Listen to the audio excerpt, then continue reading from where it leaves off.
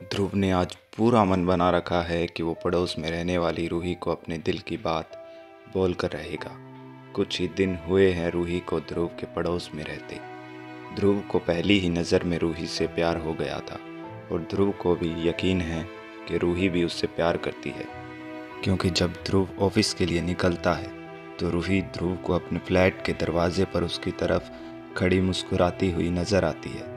आज अपने दिल में हसीन ख्वाब सजाकर ध्रुव घर से निकला और आज भी हमेशा की तरह रूही ध्रुव को अपने फ्लैट के दरवाजे पर खड़ी उसकी तरफ एक हल्की सी मुस्कान से मुस्कुराती हुई नज़र आई। ध्रुव अपने दिल की धड़कनों को थाम कर रूही के पास गया और रूही को कहा कि वो उसे बहुत पसंद करता है और उससे दोस्ती करना चाहता है। और ध्रुव की खुशी का ठिकाना नहीं रहा जब रूही ने भी ध्रुव का प्रपोजल एक्सेप्ट कर लिया। दोनों के नंबर एक्सचेंज हुए। देर रात तक दोनों आपस में बातें करते। 12 दिन के इस प्यार में ध्रुव रूही के साथ अपनी सारी जिंदगी अपनी कल्पनाओं में बुन चुका था। एक दिन रात को व्हाट्सएप पर चैट करते हुए ध्रुव ने रूही से पूछा कि वो उसे कभी अपने घर क्यों नहीं बुलाती। रूही ने रिप्लाई दिया, अभी आ जाओ। इस एक रिप्लाई से ध्रुव पता नहीं कितने दूर तक के ख्वाबों को अपने मन में उतार चुका था। ध्रुव ने टाइम देखा तो रात के 11 बज चुके थे। ध्रुव झट से उठा और अपने फ्लैट से निकलकर रूही के फ्लैट के सामने पहुंचा। एक दो बार दरवाज़ा खटखटाने से ही रूही ने दरवाज़ा खोला और ध्रुव को अंदर सोफे पर बैठाकर खुद किचन में उसके लिए पानी लेने चली गई। ध्रुव वहाँ बैठा बैठा पता नहीं क्या क्या सोचे जा रहा था, लेकिन जब 15 मिनट तक रूही उसके पास वापस नहीं आई तो ध्रुव के दिमाग की घंटी बजी।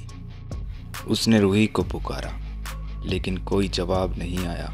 ध्रुव अपनी जगह से उठा और किचन तक पहुंचा तो पाया किचन में कोई नहीं था।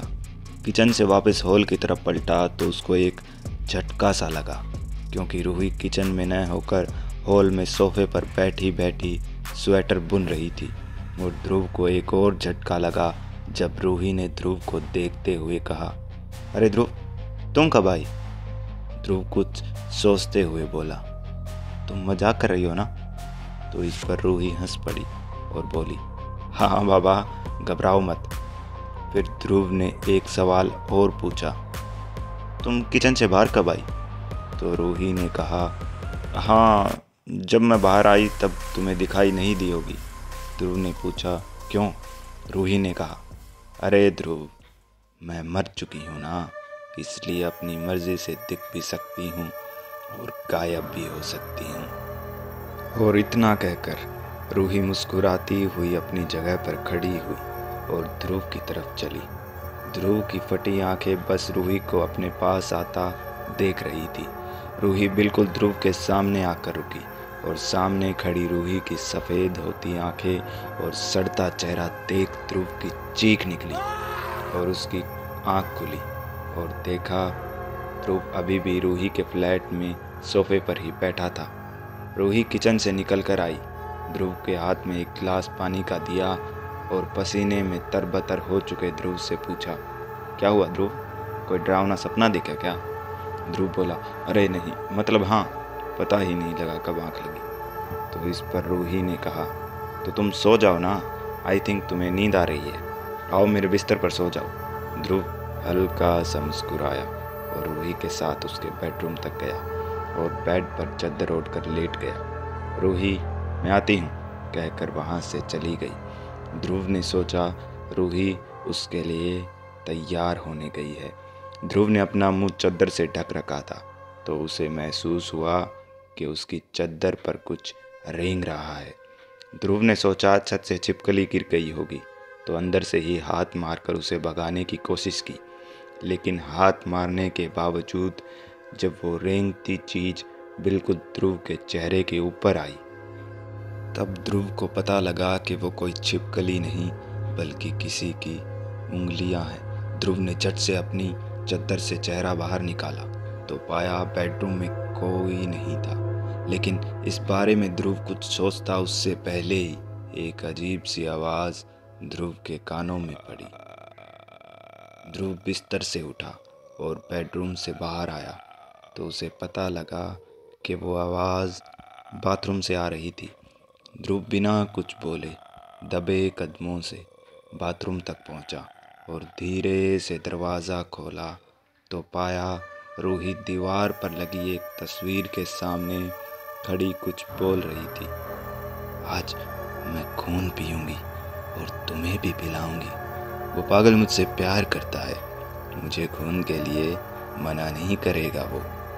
इतना कहते के साथ ही रूही की गर्दन बिना पलटे ही ध्रुव की तरफ घूमी और बोली, नहीं मना करोगे ना ध्रुव। उसका भयानक चेहरा देख ध्रुव की चीख निकली और ध्रुव उल्टे पांव फ्लैट के मेन गेट की तरफ दौड़ा। लेकिन लाख कोशिश करने के बाद भी जब दरवाज़ा नहीं खुला तो ध्रुव ने सोचा वो स्टोर रूम की खिड़की से गैलरी में कूद जाएगा और फिर अपनी गैलरी में।